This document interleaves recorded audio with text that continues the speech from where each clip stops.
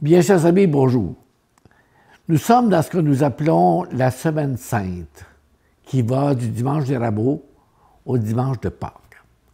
Si vous vous souvenez, la semaine dernière, nous avons fait le chemin de croix à l'intérieur de l'église de l'île du Pas, avec les différentes stations du chemin de croix de cette église. Cette semaine, j'ai pensé vous présenter le chemin de croix, mais à Jérusalem. C'est ce qu'on appelle, ce que vous trouvez d'ailleurs derrière moi, là, si vous regardez bien, Via Dolorosa. Ça veut dire, en français, la voie, la route des douleurs. Et vous voyez les mêmes inscriptions en hébreu et en araméen. Et c'est la Via Dolorosa telle qu'on la voit aujourd'hui en 2024. Mais cette Via Dolorosa, qui est le chemin de la croix, où Jésus a vécu son chemin de la croix, a les mêmes dimensions qu'à l'époque. C'est pour ça que je vais vous présenter aujourd'hui des images de cette Via Dolorosa, de ce chemin de croix, dans les lieux d'aujourd'hui, mais en nous rappelant que Jésus a vécu ça il y a 2000 ans. Pour illustrer ce chemin de croix à Jérusalem, c'est sûr qu'on ne se rend pas à Jérusalem avec nos caméras, mais j'ai pensé vous reproduire des images qui viennent de ce livre-là, Terre Sainte, que je me suis procuré quand moi-même je suis allé un jour à Jérusalem, marcher dans cette Via Dolorosa. Alors, commençons donc par les rameaux. Les rameaux commencent dans une petite ville qui s'appelle Bethphagée. Bethphagée, c'est la petite ville. Jésus monte sur un âne et les gens l'acclament en criant « Hosanna ». Hosanna au plus haut des cieux, Hosanna au fils de David. C'est l'acclamation dans les rues de Jérusalem. Vous voyez ici la représentation dans une église, un sanctuaire à Bethphagée, parce que vous savez que presque tous les endroits où Jésus a passé, aujourd'hui, sur ces lieux-là, sont souvent érigés des sanctuaires, des basiliques, des églises. Dans le sanctuaire de Bethphagée, on voit justement cette fresque de Jésus acclamé par des gens qui portent des rameaux. Et vous voyez les autres peintures ici qui illustrent, pour aujourd'hui, ce n'est pas des peintures, c'est plutôt des photos, qui illustrent la foule à chaque dimanche des rameaux qui se rassemble pour revivre la procession des rameaux. Et pour ceux et celles qui se rendront à l'église, ou qui sont plutôt rendus à l'église dimanche passé, vous pouvez, des rameaux, on vend des rameaux, à ce moment-là, vous avez pu en rapporter chez vous. Ça rappelle de ce dimanche de rameaux l'acclamation à Jérusalem, le premier jour. Et ensuite, on va se rendre au Cénacle. Au Cénacle, qu'est-ce qui se passe là?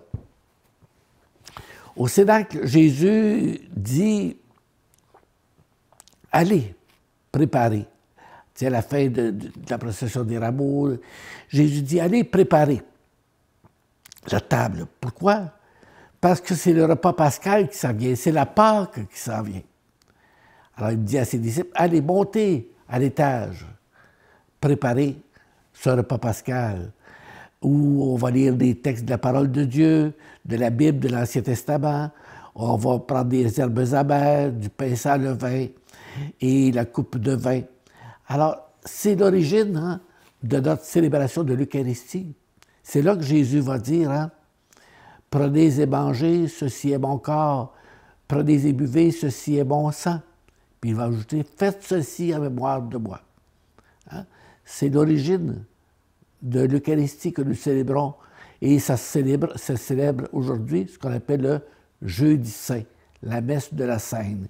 Et vous voyez ici le Cénacle, l'endroit où Jésus a vécu ça, cette démarche-là du repas pascal, ça se passe dans ce qu'on appelle le Cénacle. Maintenant, ce qu'on présente comme Cénacle à Jérusalem, est-ce que c'est ce Cénacle-là ou un autre, ou quelque chose de semblable? C'est sûrement quelque chose qui est celui-là ou quelque chose de semblable, mais voilà que ça nous invite à repenser au Cénacle au jeudi saint, au dernier repas de Jésus. Et qu'est-ce qui se passe rendu au Cénacle? Hein? Alors, rendu au Cénacle, on le sait, il y a eu le repas de Jésus. Et puis, Jésus dit à un moment donné, quelqu'un va me livrer. Puis il y a des apôtres qui demandent, mais c'est qui, Seigneur, qui va te livrer? On est les 12, on est avec toi, on est tes amis.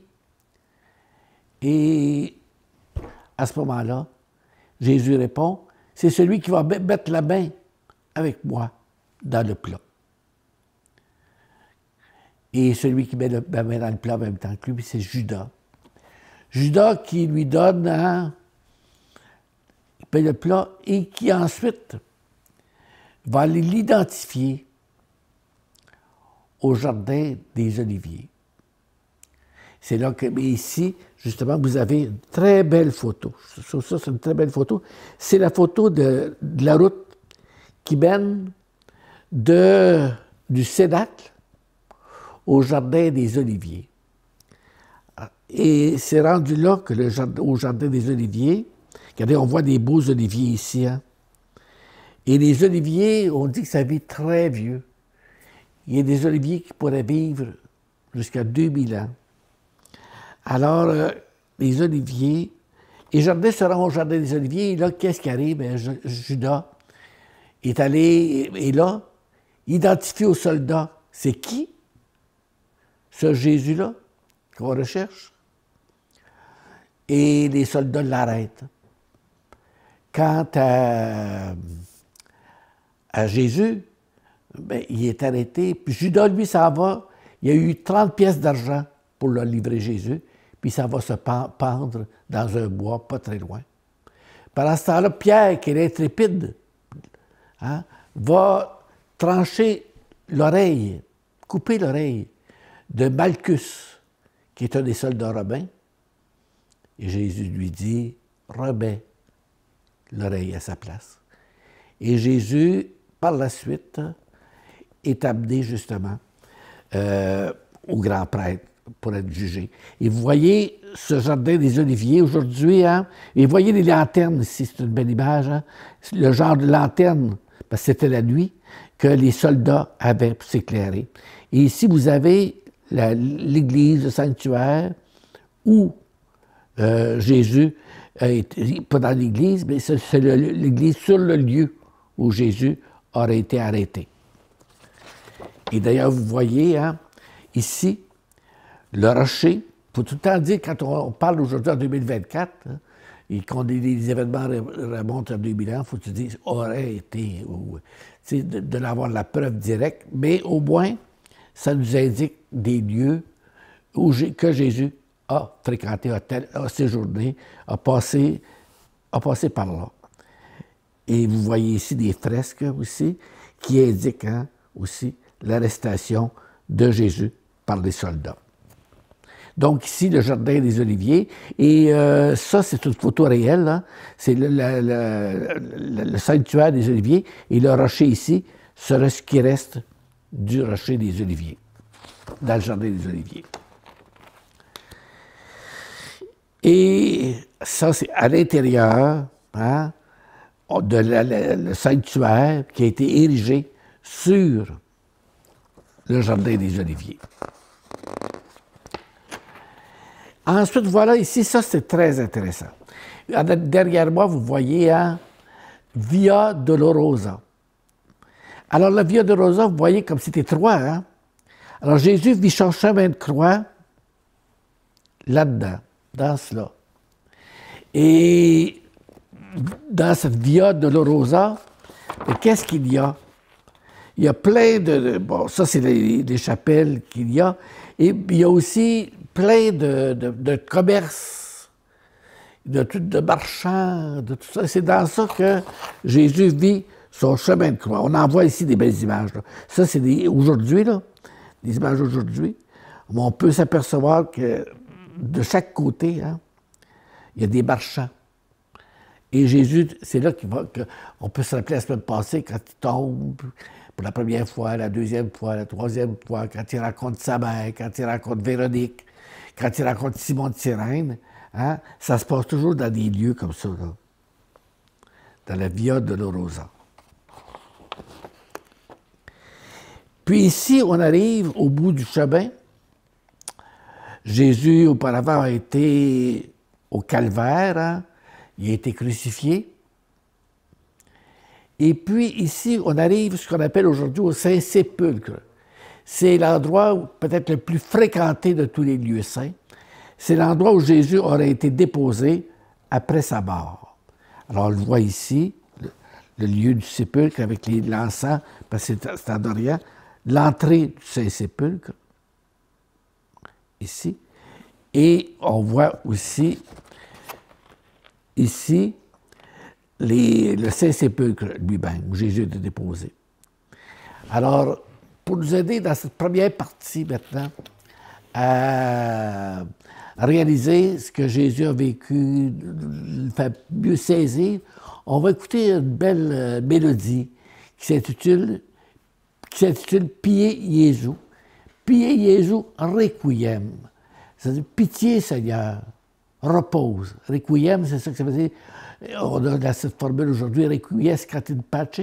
Alors, repose en paix. Écoutons donc Sabrina Lindsay dans cette belle interprétation.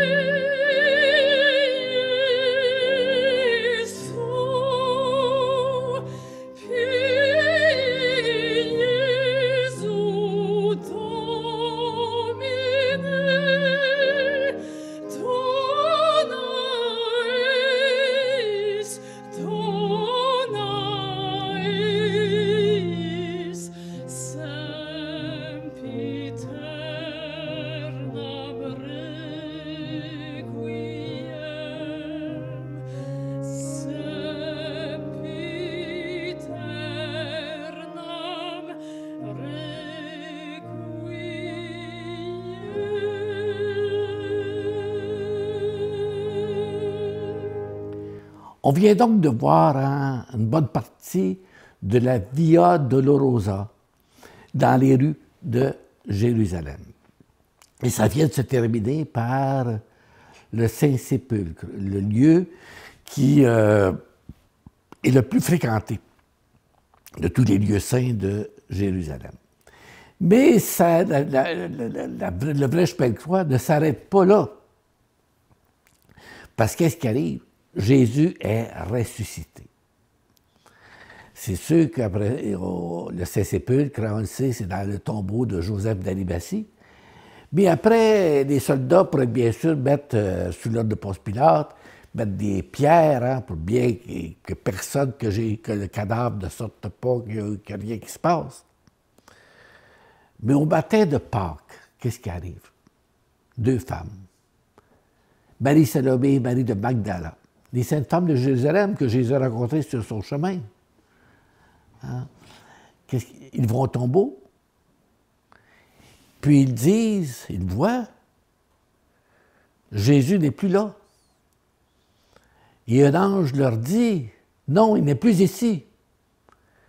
Vous le retrouverez en Galilée. Et Marie-Madeleine, Marie-Salomé, Marie de Magdala, dans le fond, les saintes femmes, vont le dire aux apôtres. Jésus, il est ressuscité. Jésus n'est plus ici. Et Pierre et Jean, les premiers, s'en vont au tombeau. C'est ce qu'on voit sur la photo, en arrière, la peinture que l'on voit en arrière de moi. Ah, Pierre et Jean se rendent au tombeau et l'Évangile nous dit le plus jeune arriva le premier, et le plus jeune étant Jean. Et après, Jésus est ressuscité. Ça fait la nouvelle déjà, hein, dans la région de Jérusalem. Ça fait la nouvelle. Jésus est ressuscité. On ne croit pas. Jésus l'avait annoncé. Détruisez ce temple et en 3 jours, je le relèverai. Mais il n'avait pas compris. Et voilà que Jésus fait une première apparition. Une première apparition à ce qu'on appelle les disciples d'Emmaüs. Emmaüs, c'est un petit village pas loin de Jérusalem. Et les 2 hommes, dont un s'appelle Cléophas, font route. Puis ils marchent, tout à coup, quelqu'un d'autre vient se joindre à eux. Et puis, là, ils parlent de ce qui vient de se passer à Jérusalem. On dit, il y en a un, Jésus, celui qu'on a mis à la croix, là, vendredi. Il est ressuscité. Puis ils parlent avec étonnement de ça. Puis ils arrêtent dans un petit bar ou un petit lieu là, pour se reposer un petit peu. Et là, l'homme, il parle de ça à l'homme qui vient de se joindre à eux. Puis ils le reconnaissent à la fraction du pain. Jésus rompt le pain. Ils le reconnaissent, puis aussitôt Jésus est disparu. Jésus n'est plus là. Jésus va se manifester encore. Il va se manifester à Pierre, entre autres. Hein? Sur les bords du lac de Tibériade, Jésus aimait aller sur le bord du lac de Tibériade. Et c'est là que Jésus rencontre Pierre, entre autres. Puis il dit, Pierre, m'aimes-tu? Pierre répond, oui, Seigneur, je sais que tu m'aimes. Je sais que je t'aime. Il reprend une 2e fois. Pierre, m'aimes-tu? Seigneur, tu sais bien que je t'aime. 3e fois. Pierre, m'aimes-tu? Et là, Jésus dit, Pierre. Puis on voit cette église ici, hein, le rocher. Hein? L'église où ça serait passé. Jésus dit, Pierre, et sur cette pierre, je bâtirai mon église, et les forces du mal ne l'emporteront pas. Une parole capitale, spécialement dans ces années-ci encore. Alors, c'est une autre apparition de Jésus, et c'est pas pour rien que le pape, hein, actuellement c'est François, mais il y en a eu d'autres avant, puis il y en aura d'autres après. Le pape, on dit de lui qu'il est le successeur de Pierre. Hein, c'est le premier, on dit en latin, ça, on savait, on dit primum inter pares, ça veut dire le premier entre les pères. Pierre est un évêque, est un apôtre comme les autres, mais il était choisi pour en être le premier, le chef. Alors, pourtant, Pierre avait renié Jésus pendant à la fin du chemin de croix. Et c'est lui que Jésus choisit. Ensuite, une semaine après, qu'est-ce qui arrive aussi? Ben, c'est Thomas. Thomas, il n'était pas là, lui, quand Jésus est arrivé. Il est venu voir ses disciples. Thomas n'était pas là. Alors, Thomas, il dit, il y a un des 12 aussi. Il dit, si je ne mets pas ma main dans sa main, la main dans son côté où il a été perforé par le glaive, non, je ne croirai pas. Et qu'est-ce qui arrive? Une semaine après, Jésus dit, viens Thomas, mets ta main dans ma main, mets ta main dans mon côté. Cesse d'être incroyant. Hein? Deviens croyant. Et qu'est-ce que Thomas répond? Mon Seigneur et mon Dieu. Jésus se manifeste à d'autres. Marie-Madeleine, il l'avait déjà fait aux Saintes Femmes. Et 40 jours après, ben, il monte au ciel. C'est ce qu'on appelle l'ascension. Alors, et ensuite, il y aura la Pentecôte quand Jésus vient. Hein, l'Esprit de Dieu vient se manifester. Alors, bien chers amis, j'espère que dans cette semaine sainte, on pourra entrer dans ce beau mystère. Parce que être chrétien, être croyant, c'est basé là-dessus. Oui, la Via Dolorosa, mais la Via Dolorosa mène sur Pâques. Et ensuite, Saint Paul va venir. Hein. Saint Paul, c'est un de ceux qui persécutaient Jésus dans son vivant. Et à un moment donné, Saint Paul, hein, on dit, il a un éclair, il tombe en bas de son cheval. Et puis, il dit, qu'est-ce qui se passe? Qui es-tu, toi, qui m'attaque? Et Jésus répond, c'est toi qui m'as persécuté. Et Jésus le reconnaît. Saint Paul va devenir, avec Pierre, un des grands leaders de la foi, il va dire une phrase très, très célèbre. Hein? Si le Christ n'est pas mort et ressuscité, vaine est ma foi. Toute la foi chrétienne est basée là-dessus, la mort et la résurrection de Jésus. Des morts, il y en a eu avant, puis il y en aura encore. Il y en a encore des personnes qui sont décédées, on en a encore aujourd'hui, puis il y en a eu des siècles, il va en avoir encore. Mais un qui est revenu d'entre les morts, Jésus, est le seul. Est le seul.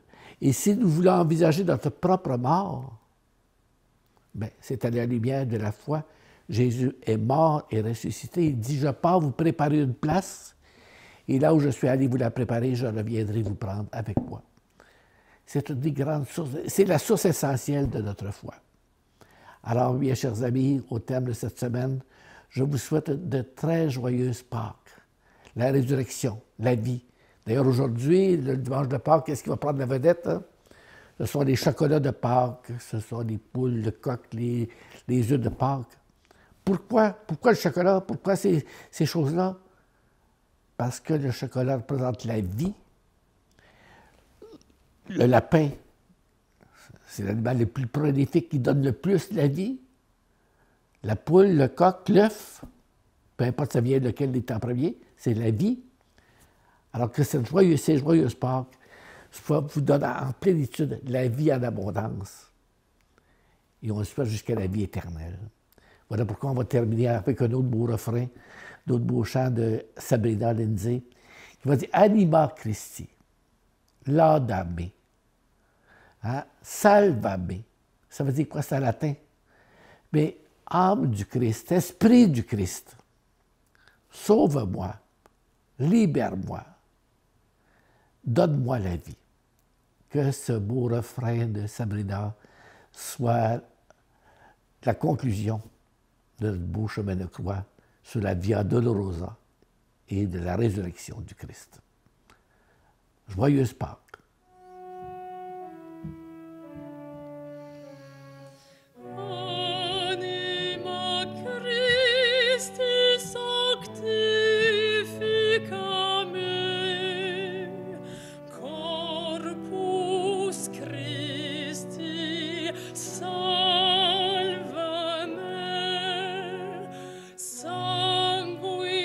Christi in ebria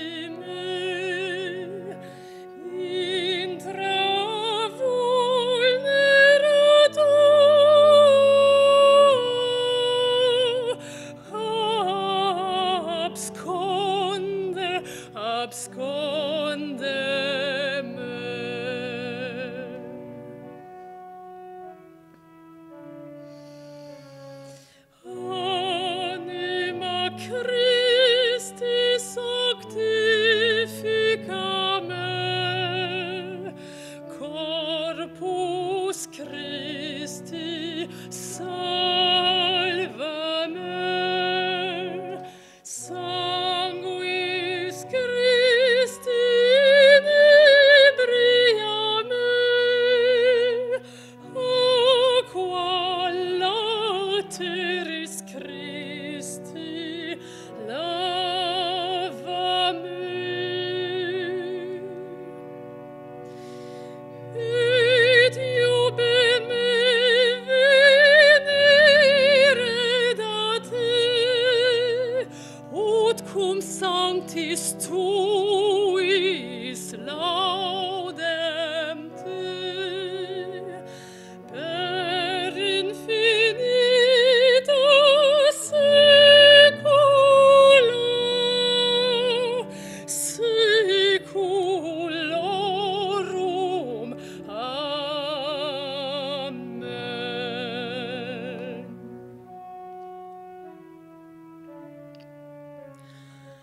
Anima Christi sanctifica me, corpus Christi lava me, sanguis Christi inebria me, aqua lateris Christi lava me.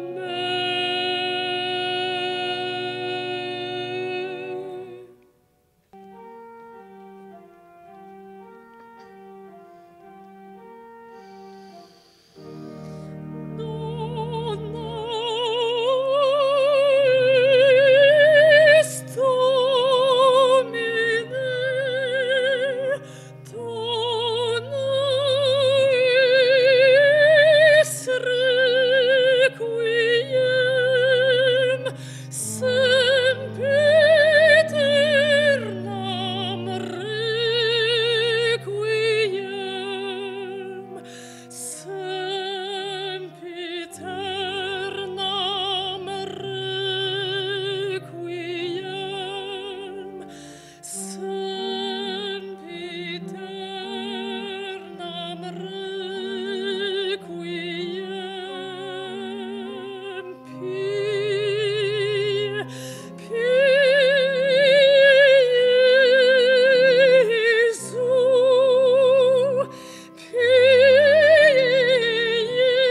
Jesu, Domine,